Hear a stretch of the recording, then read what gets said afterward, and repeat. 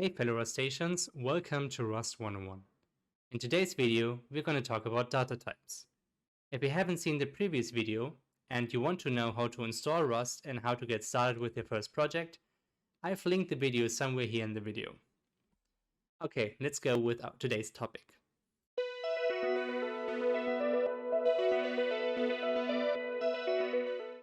Let's begin by creating a new variable. To do that, we use the so-called let binding. For example, we say let x equal 1. And now we have given ownership of that value 1 to the variable x. I'm going to talk more about ownership in a later video of this series. We can see here that Rust gives us actually a default data type for the value 1, i32. i32 stands for the signed 32-bit integer. So what does that mean? Well, we have to differentiate between signed and unsigned integers.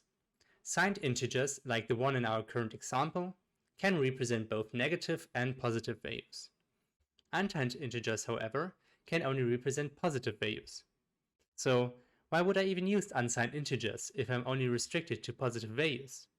Well, because the range of positive values that can be represented by an unsigned integer is greater to the positive range of a signed integer without using more memory. But why is that? Because the range of values that can be represented is limited by the bit size of the data type. In our example, we have a 32-bit to represent a range of numbers. For the signed type, the negative and positive values have to share this space, but for the unsigned type, the whole space can be used for positive values. So let's see how this actually looks for an 8-bit data type, since the representable range is small enough to see what's going on. Rust gives us the possibility to check what values certain integer types can take, using the max and min constants. So let's print these values to the console and take a look ourselves. So we use our println macro that we already know from the previous video. And let's say we want to first print the max and min value of an unsigned 8-bit integer. So what we do is we say unsigned, then we want to put a value here for the max value. We say unsigned max, and let's say min for the second value. Now we can use u8 for the unsigned 8-bit integer and say colon colon max, and the same we do for the min value, so colon colon min and semicolon. So now we can actually print the max and the min value for an 8-bit unsigned integer. Let's do the same for the signed integer. Change that to i8 for the signed version, and then here we say signed instead of unsigned. Let's build our program and actually see what the values look like. So we say cargo run. Here we see that the unsigned type gives us a maximum value of 255 and a minimum value of 0. So we know that with 8-bit we can represent 256 numbers, and this is properly represented here. Now for the signed type, we see we can take a maximum of 127 and a minimum of negative 128. So why is it not positive 128? So usually we would have two zeros, so a positive and a negative 0 if we would just divide it by 2. However, we only need 1 0, so what we can do is we can use the negative range and make it 1 bigger. So we say we go from -1 to -128, and we go in positive from 0 to positive 127. U8 and U32 are, however, not the only data types for integers. There are also U16, U64, and U128. And there's also one special kind, the U size and I size. And we're going to talk about this next. U size and I size are what is called pointer sized. So they're used to address memory locations in your system. For example, since I'm on a 64-bit system, my U size data type will be 64 bits. So let me show you what I mean. Let's use the println macro, and then let's print the number of zeros in our usize parameter. If we take the usize min value, we're going to get a 0, so a full array of zeros in our binary representation. And then let's call the function count0. And now we expect to get the number 64 for 64-bit. Let's run this. And here we see use size 64. So for example, if you are in a 32-bit system, this would be 32. And use size and I size, those parameters are usually used to index into vectors, for example. The next primitive data type we are going to talk about are floats. So if you want to represent fractional numbers, this is the data type you need. So let's create a new variable y and say f32 for a float 32-bit value. And then we say equal 1.0. So with the dot notation, we can now actually represent fractional numbers. And floats have actually a wide range of different functions we can apply to them. So let's create another println macro. And this time, let's create a few functions we want to actually apply to our parameter. And let's change this to 1.4 or 1.3. And let's create a third value. Let it be a f32 too. And let that be, for example, 1.6. All right. Now let's say we want to, for example, round those values to their integer counterparts. So let's, for example, say we want to floor our y variable. So let's say floor y, put it in here. And maybe we want to also seal our y variable. So let's say seal y. And now we actually have a round function. So let's apply this round function now to both our variables y and z, and let's see what's happening. So let's say round y and say round z. Okay, let's now apply those functions to our two variables. So first say y.floor, y.seal, y.round, y.round, and let's say z.round. Right. Okay, I'd say we delete the other prints we have at the moment and also our i32 integer because we don't need that right now. Okay, let's do cargo run again and see what is happening. Right, so our new output will be floor y is a 1, so we actually put it to the nearest lower integer, which is 1, and then we can do the same with seal to 2. And here we now see two different things. So if we say round y, it's going to be 1, but if you say round z, it's going to be 2. So what is happening here is when you apply the round function to a float, it's going to round the value to the next integer. So the 2, for example, is closer to 1.6, so z is rounded to 2. And the other way it is applied to y, so 1.3 is closer to 1, so we round to y to 1.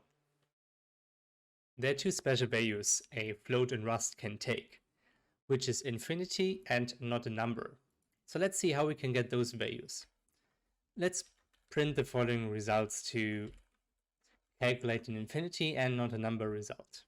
Okay, let's say we want to have infinity, and then we want to have not a number. So we can get the infinity value by dividing by 0. So usually in mathematics, dividing by 0 is not defined, but in Rust it will give you the infinity value. So you have to take care since Rust doesn't give you a warning, but it will just return infinity. So in case you want to catch a division by 0, you have to implement it yourself.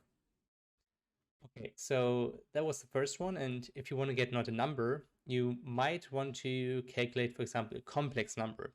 Since floats here are real numbers, we can, for example, say we want to have a -1, and let's say this is a f32 value, and then we want to actually apply the square root function.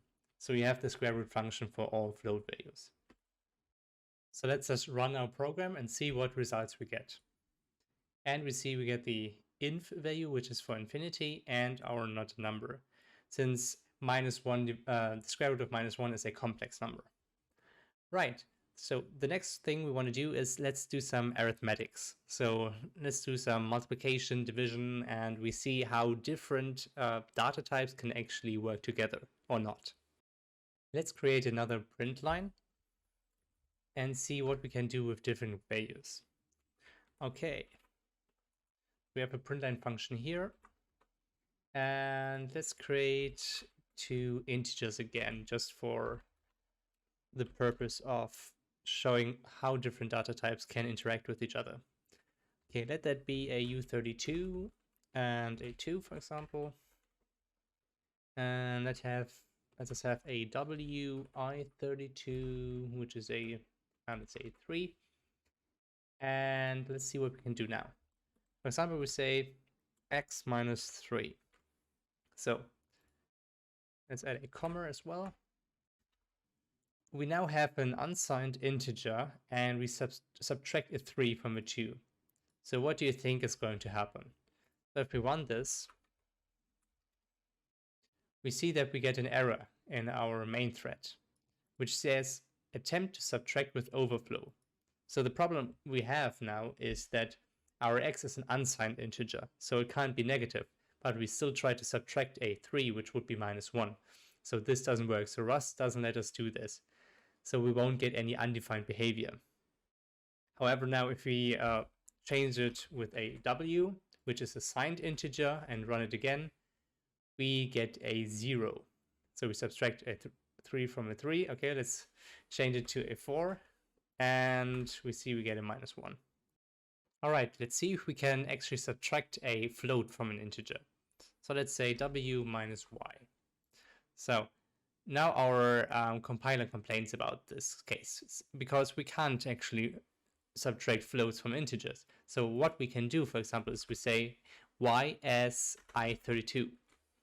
So now we can do it. So what i32 does, or what si32 does, is it actually casts our float into an integer, but it's not rounding it, but it's just taking away the dot notation. So basically, if we use it for y and for z, it will both get a 1. So let's subtract y from w and see what happens. So we get a 2. If we now subtract the z from our w, you see we get a 2 again. So this is different to the round function. So this cast actually doesn't round the float, but it actually just turns it into an integer, ignoring the positions after the dot. One last thing I want to show you about integers and floats before we go on with our next primitive data type, which is just for readability purposes. So let's delete all of those variables, and let's x be 1 million, for example. So if you look at this number, you won't probably immediately see that it's 1 million. You will probably be counting the zeros. So what you can do here is you can actually add an underscore, for example, after the 1, and let's add another underscore after the 3 zeros. So now you can easily see this is a 1 million, and this is a valid number in Rust. So you can actually, for readability purposes, just add underscores at positions of the number to read them better. So to show you that it's just a normal number as it was before, we can just say we want to print this number.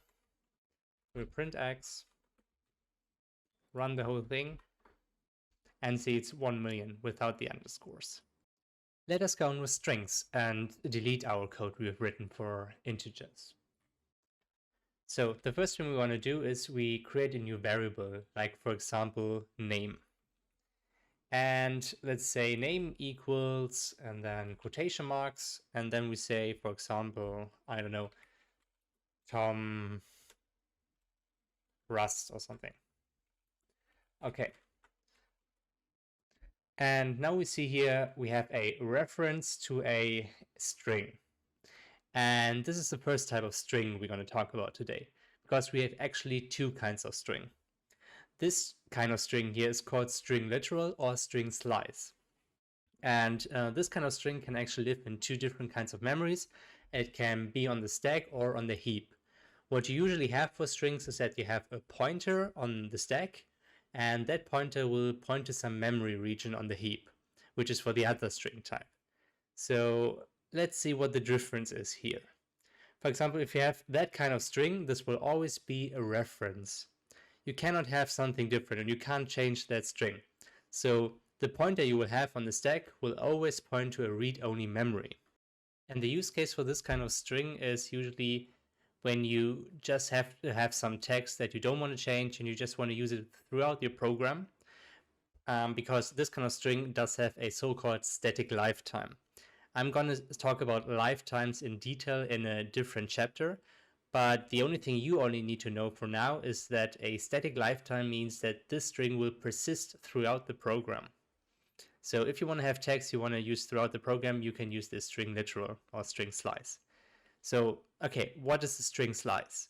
So let's talk about the other kind of string first, and then you will know what I mean. Okay, let's create a number variable. For example, let's say second name. And let that be, for example, I don't know, Sarah Python or something. So, and let's say we want to have, this is now a string literal again, but if you want to change that, we say now capital string, and then we say colon colon from. And then we just gonna enclose our string into those brackets. Now we see we have a capital string variable. And that capital string variable is even that string with a pointer on the stack and the string actually lying on the heap. And that pointer has a few more information that it stores. For example, it stores the length of the string, and it also stores the capacity of the memory region on the heap. So the length of the string and the capacity are not the same, but it also doesn't mean that the capacity is the maximum you can have. For example, if you can add another string to that one and it will increase the capacity on the heap, so it can accommodate more than one string. Now what we can do with that string is we can take a reference to that, and let's say we want to have the first byte of the surname first to just get the Python string. Okay, let's say, for example, then we get Python equals, and then we say second name. And then what we do is let's take a reference of second name, and then we take a so-called slice. And with that, we just say, for example, we have like 0, 1, 2, 3, 4, 5, 6. So we get the 6 byte first, and then we say dot dot. And let's just say, give us a slice of that string, which starts at the 6th byte and gives us the rest of the string until the end. You could also use a different value here, for example 8, then you would get from 6 to 8 exclusive. Or if you want to go from the beginning of the string, you can actually leave out this, the 0. You don't have to get any 0 there. And just say you want to, for example, have it until the 5th byte, for example. But let's just get the 6th byte here for now. So now we see we actually get a reference to a string slice. So that's the same kind of thing. And this is also just going to be a pointer. And this is what this means is unsized. Well, that means this pointer will not store the capacity on the heap. It will just reference this part on the heap without any other information. So, well, except for the string length information, but you can't change that, and it's basically an immutable pointer. And now we can print this if we want. For example, we say just a print line and say we want to print first, or like, let's say full name. And then we say last name, for example. And then we can say second name and Python. And this will print us both kinds of strings now. So we say full name Sarah Python and last name Python. So what you can do is you can just as easily print capital strings or string slices or string literals all the same way. So now there's another pretty neat thing. The use case, as I said, for string literals is that you don't want to change the string. And this is the string you want to use in most cases. And let's say you have a function, for example, that takes a, let's say, take string. And this now, for example, gets a, say, name. And this gets a string literal. And what this does is, for example, it just prints us a name. So now what you can do is, see here you get a second name, and we want to pass the second name to our take string function. So what we can do here is let's delete this first, and then let's call take string here. And then we say reference to second name. And you will see this will work. If we run this, you will see full name Sarah Python. So we know that Sarah's second name is a capital string type, but here we pass a reference to that capital string, and here we actually take a string literal. So what does that mean? This is called deref coercion. So you can basically always pass a reference to a capital string, and it will always take this as a string literal, and you can use it there. But let's say now you want to actually cast one string into another. And the Rust developers have thought of that too. For example, what you can do here is, let's delete this first, and let's say we say as, and then as string, for example.